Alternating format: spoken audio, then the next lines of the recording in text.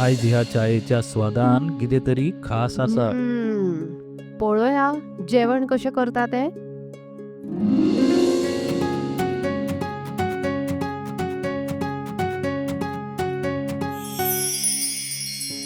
वनी माझ्या खातीर चपाती भाजी. वनी म्हजे खातीर खास बासमती रायस. दोतोर, सगळ्यांच्यो पसंतीची काळजी कशी दवरतली? म्हज्यो कांय मागण्यो आसात.